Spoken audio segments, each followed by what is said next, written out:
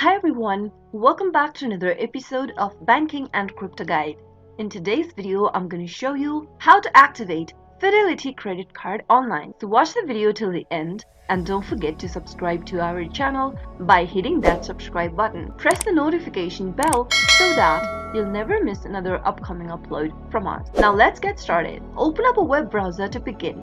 In the web address bar, type in fidelityrewards.com/activate. Press enter on your keyboard and you'll end up in the card activation page for Fidelity. Confirm your card details by typing in the card number available on your credit card, and on the next field, type in the last 4 digits of your social security number.